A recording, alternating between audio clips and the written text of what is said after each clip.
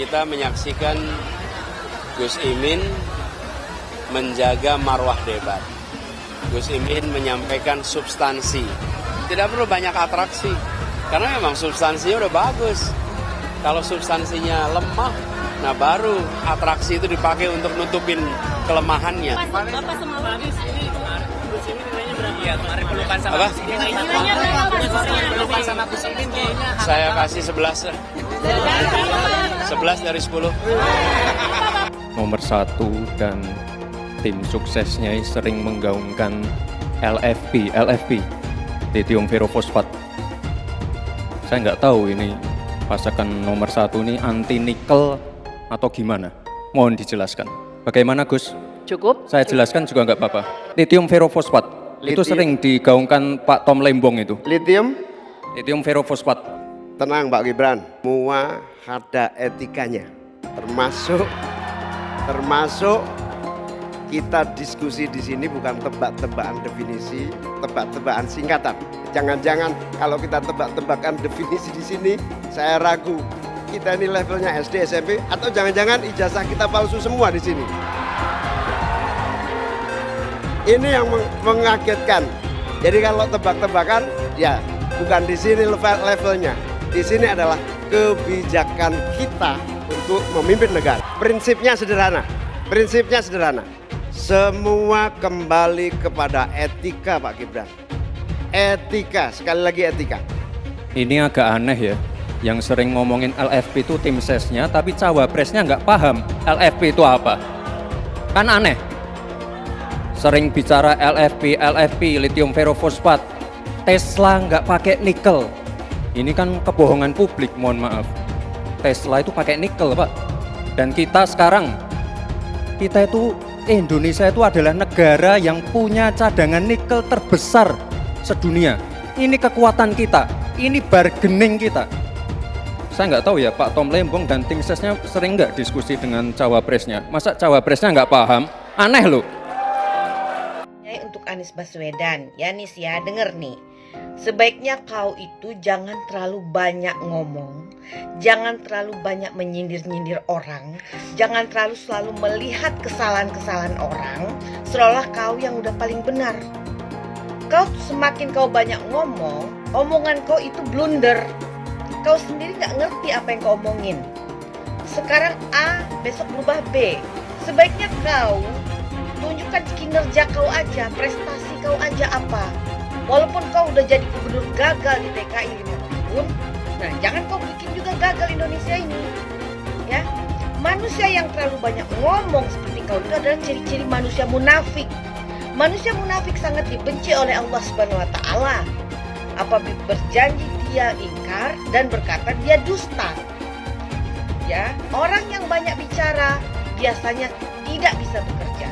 Paham itu ya Anies Baswedan? Banyak yang ngajak aku buat dukung Pak Anies di Pilpres ini, tapi aku tolak karena jujur aku kurang seret sama rekam jejaknya sih. Loh, kok bisa? Di sini kita bahas berdasarkan data ya. Kalau menurutku dari janji-janji utama Pak Anies pas kampanye jadi gubernur DKI, hasilnya ternyata justru mengecewakan sih. Misal program rumah DP 0 rupiah. Dari target awal 200.000 unit hunian sampai akhir beliau menjabat yang dibangun cuma 2.000-an unit, alias cuma 1% dari target awal. Dan yang awalnya dikhususkan untuk yang berpenghasilan 7 juta ke bawah, ujungnya yang bergaji 14 juta pun juga boleh beli. Udah gitu, pengadaan lahannya juga kena kasus korupsi ya. Lalu program OKOC, hasilnya juga nol besar ya. Loh, tapi OKOC kan programnya Pak Sandi, Bang. Nggak ada dulu namanya program wakil, yang ada ya program gubernur. Dan di saat beliau selalu menekankan soal keberpihakan, faktanya beliau malah menghabiskan triliunan buat balapan Formula E, yang menurutku cuma bisa dinikmati segelintir masyarakat menengah ke atas. Dan yang paling bikin aku khawatir, Pak Anies juga punya rekam jejak untuk menghentikan program Pak Jokowi ya. Misal Balai Kota Jakarta yang di zaman Pak Jokowi terbuka untuk pengaduan masyarakat, sama beliau malah ditutup. Juga program normalisasi sungai Pak Jokowi diubah jadi naturalisasi dan pengerjaannya pun mandek ya. Mungkin karena hal-hal seperti ini juga yang bikin beliau dulu diberhentikan sebagai menteri oleh Pak Jokowi. Nanti kan sudah ganti presiden. Presiden yang akan datang pasti mau tidak mau melanjutkan. Entah itu 01, entah itu 02, itu entah 03. Kemudian presiden yang akan datang motong nggak akan berani. Kita harus beretik dengan benar, ya, jujur. Apa yang kita katakan itu ya yang ada di hati kita. Jangan lain di mulut, lain di hati. Dan harus cinta tanah air. Jangan karena ambisi pribadi kita menyesatkan rakyat. Tapi dalam kenyataannya Pak, ketika Bapak memimpin di Kementerian Pertahanan, banyak orang dalam pengadaan alutsista, PT Teknologi Militer Indonesia, Indonesia Defense Security, lalu orang dalam pengelolaan food estate, lalu ada kejadian-kejadian di mana kita semua menyaksikan ketika ada pelanggaran etika dan Bapak tetap jalan terus dengan cawapres yang melanggar etika. Artinya ada kompromi atas standar etika. Standar etika ini fakta. Dan kemudian dalam pidato Bapak mengolok-olok tentang pentingnya etika. Saya tidak tega untuk mengulanginya. Pertanyaannya, apa penjelasan Pak Prabowo soal itu semua? Saya menilai, maaf ya, karena Anda desak saya terus terang aja saya menilai Anda tidak pantas bicara soal etik. Itu saja. Saya merasa bahwa Anda itu posturing ya, Anda tuh menyesatkan. Itu aja ya. Saya boleh berpendapat kan?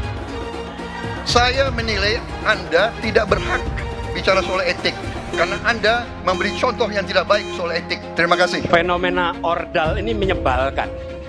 Di seluruh Indonesia kita menghadapi fenomena ordal. Ada ordal di mana-mana yang membuat meritokratik nggak berjalan, yang membuat etika luntur.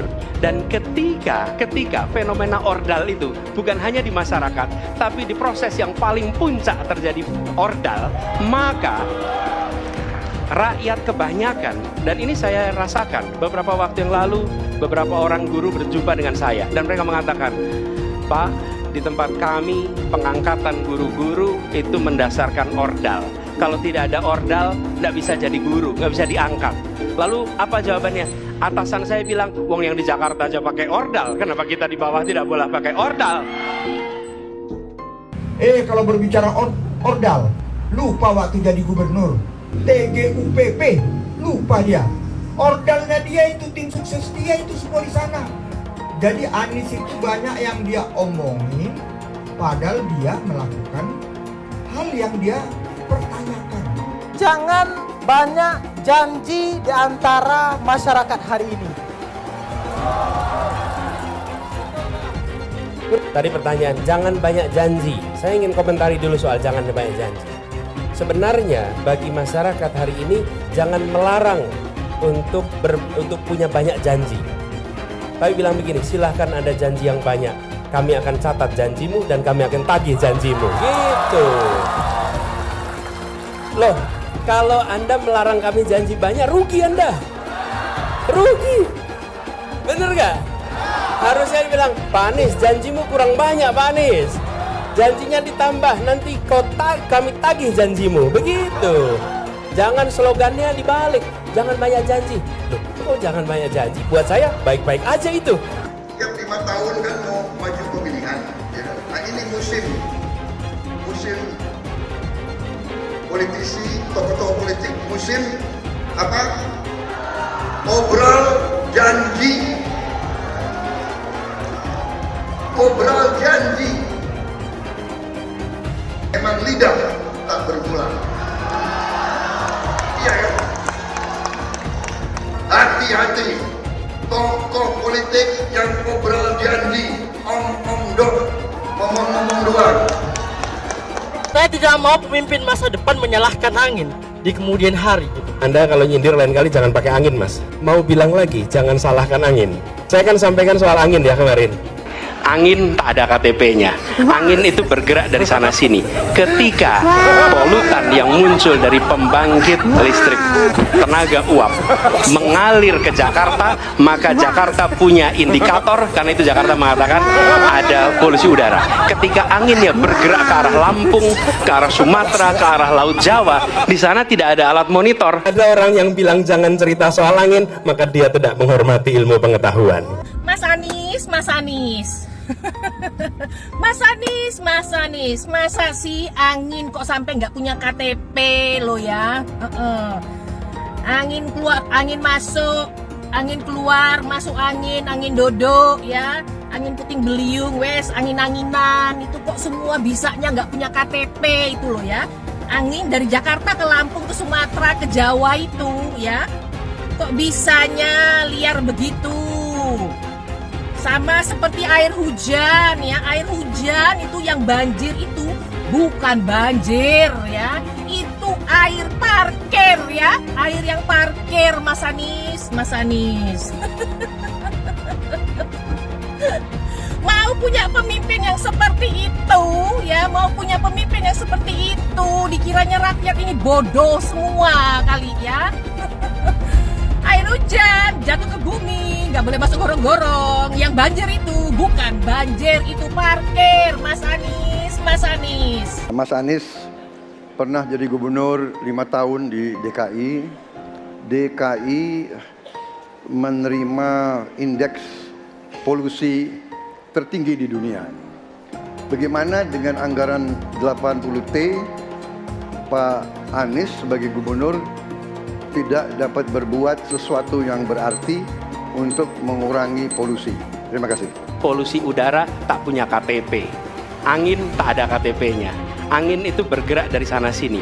Ketika polutan yang muncul dari pembangkit listrik tenaga uap mengalir ke Jakarta, maka Jakarta punya indikator, karena itu Jakarta mengatakan ada polusi udara. Ya susah kalau kita menyalahkan angin dari mana saja ya. Kalau kita dengan gampang menyalahkan angin, hujan dan sebagainya, ya mungkin tidak perlu ada pemerintahan kalau begitu, ya. Mas Anies, Mas Anies.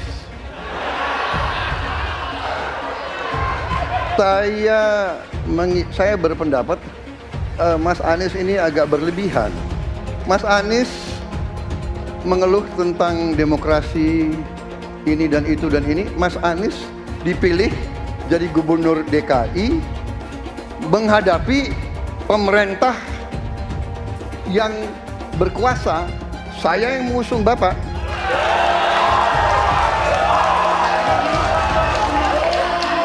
Kalau demokrasi kita tidak berjalan, tidak mungkin Anda jadi gubernur.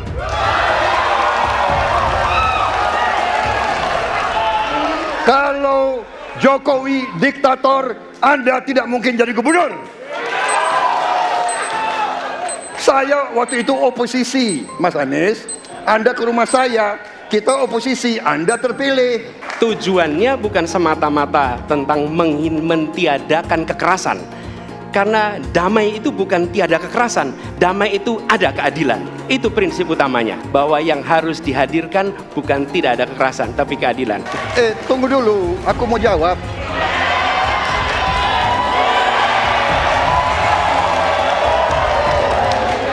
Jadi, benar keadilan. Benar sekali, harus ada keadilan. Tetapi saya mau mengatakan, tidak sesederhana itu, Pak Anies. Ada faktor-faktor lain, Pak Anies. Ada faktor geopolitik, ada faktor ideologi. Inilah yang masalahnya tidak gampang, ya. Tetapi saya pendapat kita harus tegakkan keadilan. Kita harus dialog. Ini masalah bangsa. Ini harus kita, semua kekuatan harus kita rangkul. Untuk semua rakyat Indonesia dan salam hormat kepada agama lain, yang mana saya adalah dulunya pendukung Anies Baswedan sebagai calon Presiden Republik Indonesia, 100% mendukung Bapak Anies.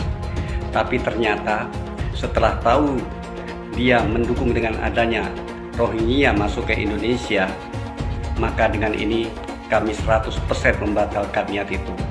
Dan perhatian kepada seluruh rakyat Indonesia, bila Anies jadi presiden memang bahaya. Berarti Indonesia nanti akan penuh dengan Rohingya. Ini adalah ucapan sendiri di video Bapak Anies Baswedan yang telah kita lihat sendiri. Maka dari itu, hati-hati. Batalkan untuk mendukung Anies Baswedan. Hancur Indonesia ini. Karena dia mendukung dengan adanya masuknya Rohingya. Karena bila dia jadi presiden, berarti hancurlah kita semua rakyat Indonesia. Hancur. Jangan didukung Anies Baswedan, berbahaya. Rohingya pasti menemui Indonesia. Apa yang bisa diharapkan dari Anies? Nggak ada. Jakarta amburadul, mimpin Jakarta aja amburadul, apalagi mimpin Indonesia. Anies itu perbual. Kayak mana apa karena perbual itu? Pembohong. Pembohong itu Anies itu. Gak usah dengar itu. Nggak layak jadi pemimpin. Apalagi jadi presiden. Di Jakarta aja kamu tengok itu amburadul. Di Jakarta tingkat kemiskinan tinggi. Pembangunan apa yang bisa dibangun Jakarta? Satu puskesmas pun bangunnya nggak ada. Masjid aja nggak dibangun. Mau ibadah. Di mana-mana kelebihan bayar. Apa yang bisa dibangun Anies? Satu aja nggak ada. Satu saja tunjukkan apa yang bikin Anies dibangun di Jakarta. Ganjar belum kampanye saja tetap di atas. Apalagi sudah kampanye. Anies yang sudah keliling Indonesia, yang naik jet pribadi, keliling, jangankan naik, makin nyungsep ke bawah. Nah, masyarakat sudah tahu siapa Anies. Anies, siapa di belakangnya? Oligarki, satu. HTI, FPI. Masyarakat Indonesia bukan cari orang Yaman. Indonesia mencari nyaman. Anies ini keliling-keliling Indonesia mau ngapain sih? Bingung saya ngelihat. Menawarkan perubahan tapi tanpa konsep dan gagasan. Apa yang mau dirubah dan perubahannya seperti apa? Apakah akan merubah negara Pancasila menjadi negara khilafah juga nggak jelas. Jadi perubahan apa yang mau ketawarkan nih? Jadi jangan berharap dapat lotre lah nih tiba-tiba jadi presiden Indonesia. Nggak, Indonesia ini terlalu luas, terlalu besar. Jangan bermimpi lah. Bicara ke sana ke sini keliling Indonesia seolah-olah paham dan mengerti masalah negara. Lawang jadi gubernur aja 5 tahun kamu nggak ngerti masalah Jakarta. Apa yang kamu lakukan dengan Jakarta? Nggak ada nih, nggak ada. Masalah Jakarta segitu banyak tak satu pun yang selesai. Yang ada malah kerusakan bertambah. Anies hendak jadi presiden, hendak mengadakan perubahan. Perubahan apa nak kau buat? Nak kau balik Indonesia ni telontang jadi telangkup. Yang sudah maju dipandang mata dunia, hendak kau manakan lagi? Apa yang makanya kalau nak baca itu pidato tuh, hendak merubah Indonesia, sebutkan apa yang hendak dirubah. Jangan kata rubah ada, tapi yang hendak dirubah tak ada. Serupa dengan rekam jejak. Lihat rekam jejak. Apa rekam jejak kau di Jakarta? Apa yang kau joget di Jakarta? Bukan yang ada kalau joget di Jakarta kau bilang rekam jejak, sekarang pidato dulu rekam jejak saja. Gaya orang nanggung kau bodoh-bodoh saja, orang nak pidato kau pembodoh-bodohan. Kau anggap orang Indonesia ini bodoh semua, yang pintar orang Yaman. Yaman. Nantau kau Yaman salah nantau. Bila ingin melihat apa yang akan dilakukan seseorang ke depan, maka lihatlah rekam jejaknya. Karena rekam jejaknya adalah prediktor terbaik untuk masa depan. Pemilihan Gubernur DKI Jakarta yang kemudian memenangkan Saudara Anies Rashid Baswedan sebagai gubernur saat itu juga tidak lepas dari peran dan kedudukan dari HTI maupun FPI yang saat itu dianggap punya peran sentral dalam memenangkan Anies Baswedan. Hak konstitusional itu dirampas oleh rejim Jokowi. Kemudian ketika bergulir kekuasaan baru, ada presiden baru, Hizbut Tahrir Indonesia dan Front Pembela Islam menuntut kembali haknya, hak konstitusionalnya. Dan kalau Partai Nasdem mau konsisten ya dengan dua narasi ya, narasi perubahan dan narasi restorasi, dia harus merestorasi hak konstitusional HTI dan FPI yang pernah dirampas. Dan kemudian ketika mereka berkuasa, presiden yang didukung Nasdem itu berkuasa, dikembalikan, direstorasi gitu loh. Lah ini wajar. Jadi SKBHP HTI ya dikembalikan, ya SKTP dikembalikan, kemudian kita hidup damai, HTI ya dikasih porsinya. Apa porsi HTI? Pengen ada kader yang jadi menteri. Apa sih salahnya kita umat Islam mengatur negeri ini dengan syariah kita? Belum lama ini ada kabar yang seram terkait ormas terlarang yang selama ini dikabarkan dekat dengan Anies Baswedan. Akan ada tuntutan besar-besaran kepada Anies untuk memulihkan kedua organisasi tersebut yang sekarang sudah dicap terlarang. Maksudnya, jika Anies jadi presiden, dia kan akan punya kewenangan untuk kembali memberikan izin pada ormas terlarang itu. Karena mereka ini sudah berjuang habis-habisan untuk mendukung Anies. Gimana kalau Anies menolak tuntutan itu? Tentu akan ada demo besar-besaran. Mungkin bahkan akan ada gelombang demo berjilid-jilid karena mereka telah dikecewakan oleh Anies, padahal sudah didukung dari awal. Ini mengingatkan kita pada fakta bahwa dua ormas ini dulu juga getol mendukung Anies pada Pilgub Jakarta 2017 yang lalu. Mereka memobilisasi massa dengan menggunakan politik SARA. Sehingga akhirnya Ahok kalah karena gempuran kekuatan politik identitas itu. Saya mensyukuri kenapa kalah, kenapa ditahan. Saya bersyukur atas itu semua. Saya coba bayangkan ya, kalau seandainya waktu itu kita menang gitu ya, hari ini belum tentu kita bisa nikmati seperti ini. Kita bersyukur 5 tahun Tuhan izinkan kasih ke orang yang pintar ngomong untuk kerja. Coba kalau kita bayangkan gitu ya, kalau kemarin saya masih jadi gubernur, ini saya udah turun ini. Tapi yang pintar ngomong itu dikira orang hebat kan? Ini lebih berbahaya tahun 2024, langsung ketahuan karakternya. Langsung ketahuan itu. Di saya juga ada kutipan Pak di kamar saya Pak. Tulisannya, Jakarta telah mengambil keputusan yang fatal. Jangan sampai bapak politik identitas justru menang dengan cara menipu umat Kristen. Jadi kalau sekarang umat Kristen mendukung Anies, mereka akan membayar mahal kerelaannya untuk menukar iman hanya untuk kepentingan sesaat. Kita tahu Anies lahir dari apa? Politik identitas. Yang dia dulu melabeli kafir semuanya kepada yang non-muslim. Saya mintalah kepada muslim yang waras dan kepada kelompok minoritas. Janganlah Anda memilih pemimpin yang berkarakter seperti Anies. Elektabilitasnya Anies merosot ya seiring mulai terkuaknya kontroversi dari kepemimpinan Anies di Jakarta. Gen Z juga tahu kalau Anies adalah sosok yang didukung kelompok intoleran yang membuat Pilgub DKI 2017 menjadi sangat kotor. Politik identitas yang mengarah ke perpecahan seperti yang dikeluarkan pendukungnya Anies, yaitu Kadrun bin Kampret. Kafir lah, laknat lah, PKI lah, ya cuman itu doang kemampuannya. Itulah pendukung Anies. Jangan pernah takut melawan kadrun yang cuma pengen Indonesia hancur. Presiden kita ini memecah belah umat. Kalau punya jejak pernah memecah belah umat, jangan dipilih. Kita lihat apakah pemimpin kita, calon pemimpin kita ini ya pernah menggunakan agama sebagai alat untuk memenangkan kepentingannya atau tidak. Kalau agama diperalat untuk merebut kekuasaan, jangan dipilih. Sekali lagi, kalau ada calon pemimpin yang punya rekam jejak memperalat agama untuk kepentingan politiknya, jangan dipilih. Kalau kalian pendukung saya, haram hukum yang membawa isu sara. Haram hukum.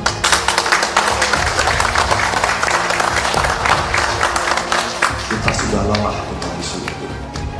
Kita menjadi bangsa yang terbelah. Dan untuk mengembalikan susah. Bapak politik identitas Indonesia Anies Baswedan, Bapak intoleransi Indonesia Anies Baswedan. Jangan lupakan, jangan terlena, jangan sampai dia pecahkan kita dengan dagangan ayat dan mayatnya. Air itu turun dari langit, turunnya ke atap rumah langsung sumur bor, bukan ke sungai dan ke laut. Saya ingatkan, jangan ada lagi politik identitas. Jangan ada lagi politisasi agama. Penjajahan di depan mata itu di Jakarta. Kita semua pribumi ditindas, kini saatnya kita menjadi tuan rumah di negeri sendiri. Saya bilang, Nis, ente nggak bisa jadi presiden. Kenapa? Karena presiden adalah orang Indonesia asli, saya bilang. PKI yang kita harapkan, Anies Baswedan yang begitu jelas Islamnya. 4 tahun 8 bulan jadi gubernur. Mana peraturan pergub saja yang melarang migrasi? Mana perda Islam apalagi?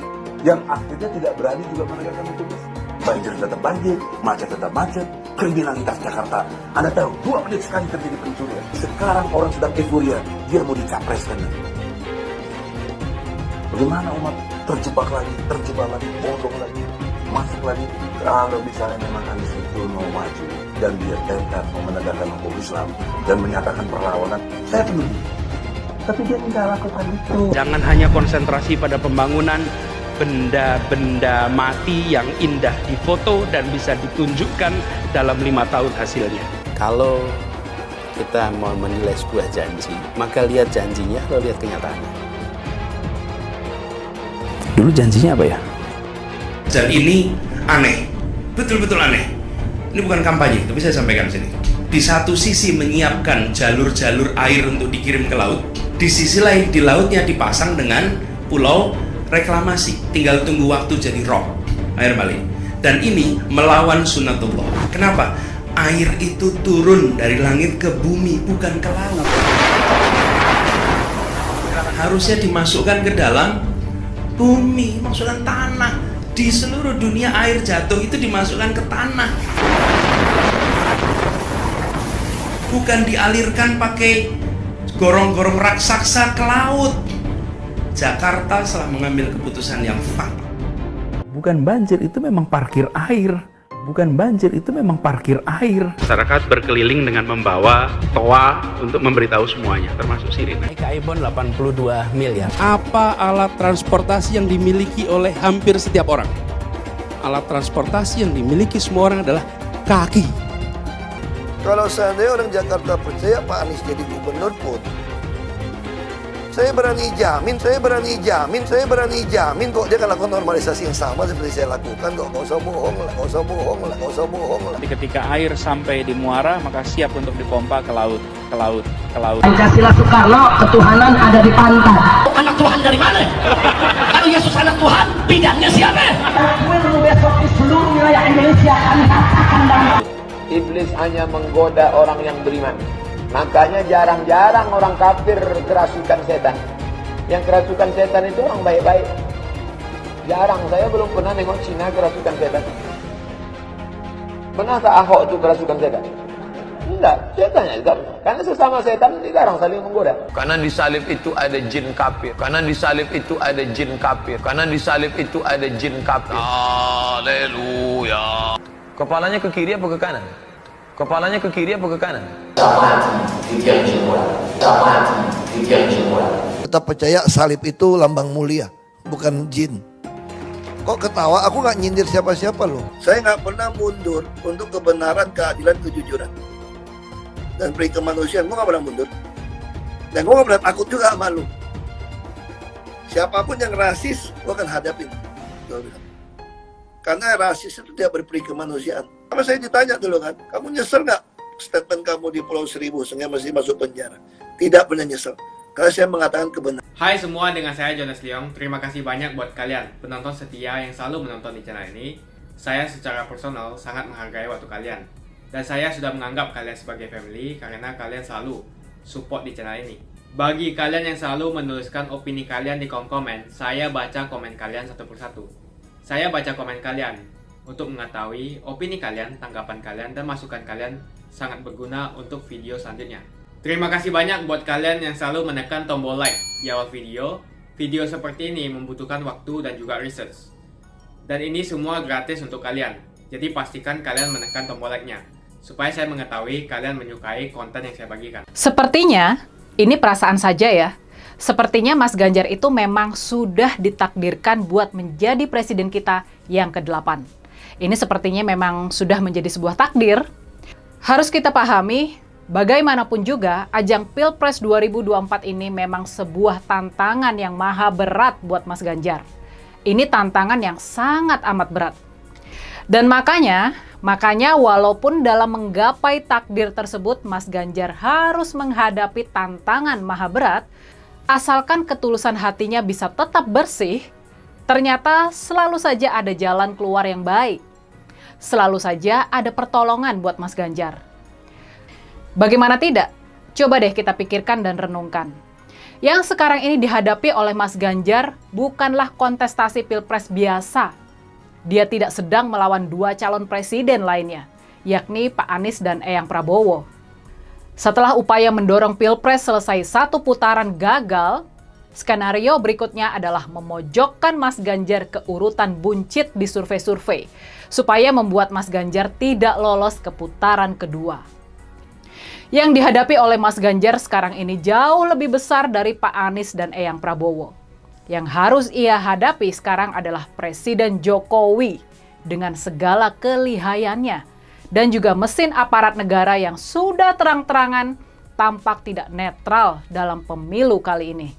Dan yang lebih parahnya lagi, ya, sejak kasus Mahkamah Keluarga, sentimen publik terhadap Presiden Jokowi juga anjlok. Dan dalam 3 pekan terakhir, sentimen pemberitaan dan perbincangan media sosial terhadap Presiden Jokowi selalu agregat negatif. Tidak pernah bisa positif lagi. Tapi yang tampak di depan mata kita, yang jelas terlihat di hadapan mata kita, Pak Jokowi ternyata gagal. Sejak debat ketiga yang dimenangkan oleh Mas Ganjar, di mana Eyang Prabowo terkena pukulan KO, nasib Mas Ganjar menjadi mujur. Sementara sentimen publik kepada Eyang Prabowo dan Gibran terus negatif dan semakin negatif. Mas Ganjar seolah mendapatkan angin baru. Kampanyenya yang semula porak-poranda mulai berjalan mulus. Sentimen publik terus positif terhadap Mas Ganjar dan Prof. Mahfud. Hanya 1 bulan menjelang pemilihan, kondisi ini sungguh buruk buat Pak Jokowi dan Eyang Prabowo. Kondisi ini sungguh-sungguh buruk buat mereka. Lahir dari keluarga miskin, naluri Mas Ganjar buat bertahan hidup jadi sangat terasa. Maka karenanya, walaupun Mas Ganjar ini bukan sosok yang amat cemerlang, dia bukan sosok yang sangat cerdas, dia bukan sosok yang amat lihai. Tapi Mas Ganjar juga bukan sosok yang mudah ditaklukkan. Dalam perjalanan karirnya, Mas Ganjar selalu menghadapi tantangan yang semakin lama semakin besar. Waktu itu Mas Ganjar harus berhadapan dengan gubernur petahana, Bibit Waluyo yang 5 tahun sebelumnya mendapatkan sokongan dari PDI Perjuangan. Dan waktu itu favorit utama untuk menjadi cagup dari PDIP sebetulnya Rusri Ningsih, wakil gubernur pendamping Bibit Waluyo. Rusri Ningsih adalah tokoh lokal PDI Perjuangan di Jawa Tengah yang sukses saat menjabat sebagai Bupati Kebumen selama 8 tahun, antara tahun 2000 sampai dengan tahun 2008. Tapi Ibu Mega waktu itu menugaskan Mas Ganjar untuk merebut Jawa Tengah dari genggaman Bibit Waluyo yang hijrah ke Partai Demokratnya SBY. Mas Ganjar pun akhirnya terpilih dan dilantik menjadi wakil rakyat. Hampir 10 tahun berselang di ajang pemilihan Gubernur Jawa Tengah tahun 2013, tantangan Mas Ganjar jauh lebih berat lagi. Dengan memperoleh hampir 7 juta suara, sementara Bibit Waluyo hanya sanggup mendapatkan 4,3 juta suara. Dan sekarang, 10 tahun berselang, tantangan yang dihadapi oleh Mas Ganjar semakin berat lagi. Semula diremehkan oleh semua orang, bahkan oleh internal PDI Perjuangan sendiri. Semula persentase suaranya dalam survei hanya 7%. Dan dia harus menghadapi gubernur mantan tentara yang sangat berkuasa. Mas Ganjar ternyata mampu menang.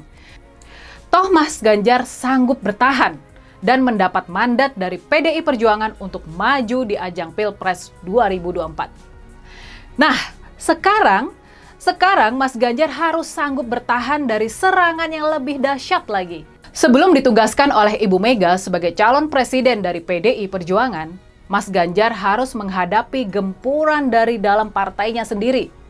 Dari Bambang Pacul dan kawan-kawannya, para loyalis dari Mbak Puan Maharani, putri dari Ibu Mega. Coba dibayangkan, Mas Ganjar harus bertahan menghadapi gempuran dahsyat dari pasukannya putri dari Ibu Mega, pasukannya Mbak Puan. Maka pertanyaannya sekarang, yang bikin kita semua berharap-harap cemas, pertanyaannya adalah, sanggupkah Mas Ganjar melewati ujian maha berat ini? Sanggupkah Mas Ganjar bertahan dari gempuran Pak Jokowi?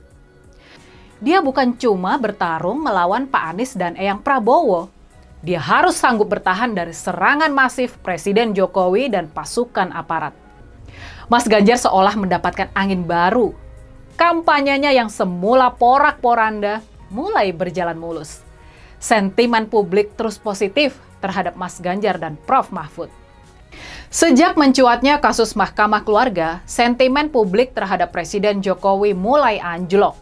Dalam 3 pekan terakhir, sentimen pemberitaan dan perbincangan media sosial terhadap Presiden Jokowi selalu agregat negatif.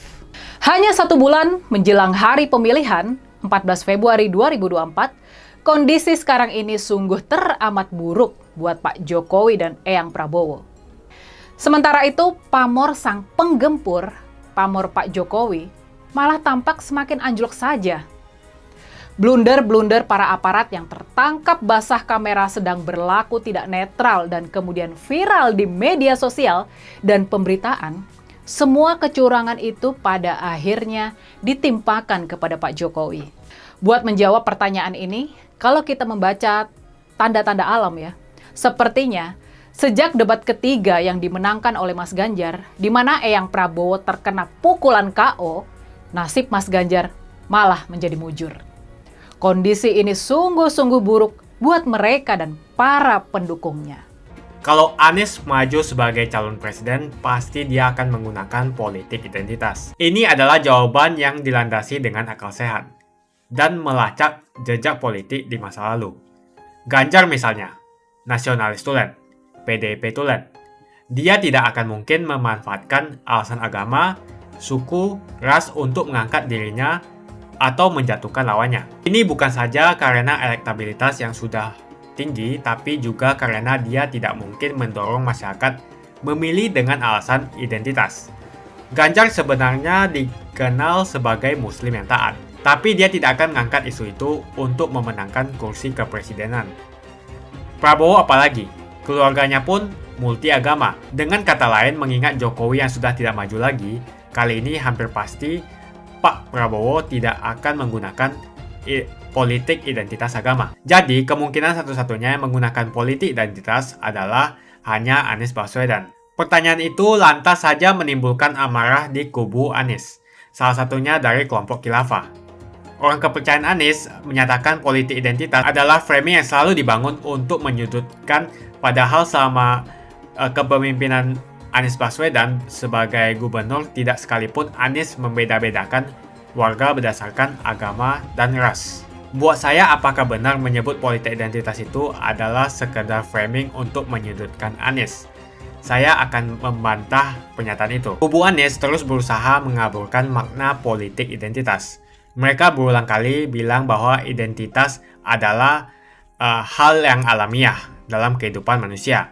Jadi apa salahnya dengan menonjolkan identitas keislaman seorang calon presiden? Tapi saya yakin Anies tahu yang dimaksud dengan politik identitas adalah politik yang menggunakan agama sebagai alasan mengapa seorang kandidat harus dipilih atau mengapa seorang kandidat jangan dipilih. Politik identitas ini sangat berbahaya. Politik identitas membuat masyarakat menjadi tidak rasional dalam berpolitik. Yang menjadi faktor utama dalam politik identitas adalah agama. Seorang kandidat akan dipilih karena agamanya, terlepas dari apakah dia melakukan korupsi atau melakukan pelanggaran HAM. Ketika politik identitas digunakan, maka ini akan berpotensi konflik, karena usai pemilihan, konflik itu akan terus berlangsung dalam waktu yang lama. Masalahnya, ada alasan yang cukup kuat untuk menduga bahwa Anies sangat mungkin menggunakan politik identitas, yang memang dikatakan normal ketika menjabat sebagai gubernur DKI. Dalam proses menjadi gubernur, kubu Anies jelas-jelas menggunakan agama sebagai alasan untuk menjatuhkan Ahok. Anies jelas-jelas menggunakan agama sebagai alasan untuk menjatuhkan Ahok, sampai akhirnya Ahok dipenjara. Jadi ada track record sebelumnya bahwa Anies bisa menggunakan politik identitas untuk mencapai tujuannya. Anies sangat mungkin menggunakan politik identitas karena ini memang keunggulan komparatif dari Anies. Dia mungkin saja seorang doktor dari Amerika Serikat, tapi rekam jejak kepemimpinannya sangat tidak bagus. Dia gagal sebagai rektor Paramadina, gagal sebagai menteri, dan gagal sebagai gubernur. Jadi agama digunakan untuk membangun dukungan terhadap Anies. Itu saja opini saya. Pastikan Anda menekan like di video ini dan bagikan video ini ke teman dan family Anda supaya mereka mengetahui informasi ini. Jangan lupa tekan tombol subscribe dan bunyikan tombol loncengnya supaya kamu tidak ketinggalan info dari channel Jonas Leong. Dan saya akan jumpa kalian di video selanjutnya.